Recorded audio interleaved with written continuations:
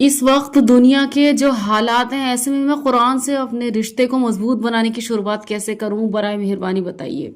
دیکھیے، سب سے پہلے آتھینٹک احادیث کی کتابوں میں جو قرآن کریم کے فضائل نام سے ایک چیپٹر ہے، آپ روز اس کو تھوڑا سا پڑھیے۔ اس کی کنٹینیو ریڈنگ آپ کو قرآن سمجھنے اور عمل کرنے کے لیے موٹیویٹڈ بنائے رکھے گی، جس سے کہ آپ کا یہ جو حوصلہ ہے یہ ٹھنڈا نہ پڑے۔ سیکنڈ تھنگ، اگر قرآن کو تجوید اور قواعد کے ساتھ آپ پڑھنا جانتی ہیں تو یہ بہت ہی بہتر ہے، اور اگر نہیں جانتی تو قواعد اور تجوید کے بہت ہی آسان اور مختصر قاعدے نا وہ اویلیبل ہیں، آپ ان کے ذریعے سے صحیح طریقے سے قرآن کو پڑھنا سیکھ سکتی ہیں۔ اور اس کے لیے یوٹیوب پر بہت ساری ایسی ویڈیوز فراوانی کے ساتھ اویلیبل ہیں جو آپ کو قواعد اور تجوید بآسانی سکھا دیں گی۔ تھرڈ تھنگ، جب آپ کے قواعد بالکل ٹھیک ہو جائیں تو سنت سے ثابت جو اذکار ہیں نا، مثال کے طور پر گھر سے باہر نکلنے کی دعا،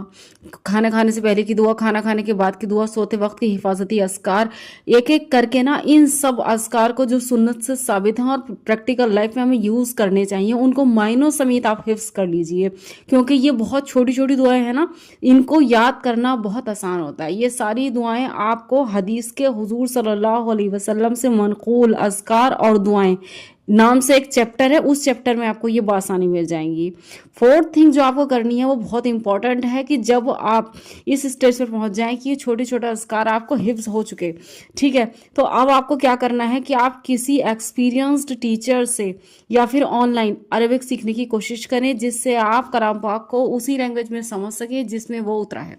اور اگر آپ کو یہ کرنے میں ابھی ٹائم لگ رہا ہے تو اور آپ جاننا چاہتے ہیں کہ قرآن کریم کیا کہتا ہے، تو اتنے ٹائم میں آپ قرآن کریم کی تفسیر کے ذریعے سے اس کو سمجھنے کی کوشش کریں، اور جہاں آپ کو سمجھنے میں کوئی دقت آئے وہاں فوراً اساتذہ کی مدد لیجیے، سنتوں کو سیکھیے اور انہیں لازمی طور پر اپنی زندگی میں عمل میں لائیے، کیونکہ حدیث کے ذریعے سے اور سیرت نبی کے ذریعے سے ہم سنتوں کو سیکھتے ہیں، ان کو پریکٹیکل لائف میں اپنی لاتے ہیں، اور ان نبیوں کی لائف میں کیا اپس اینڈ ڈاؤنس ہیں، ان کا سامنا انہوں نے کیسے کیا، اللہ نے حضور کے ذریعے سے ہمیں کس طریقے کی لائف سکھائی، یہ سب ہم قرآن کے ذریعے سے سیکھتے ہیں۔ اس طرح اسٹیپ بائی اسٹیپ فالو کر کے آپ قرآن و حدیث سے فائدہ اٹھا کر اپنی لائف کو پوری طرح سے چینج کر سکتے ہیں، اور اللہ تعالیٰ سے اس دور میں جس میں بہت زیادہ ضرورت ہے، اللہ تعالیٰ سے ایک مضبوط تعلق قائم کر سکتی ہیں۔ Hope it will be the answer of your question. جزاک اللہ خیر۔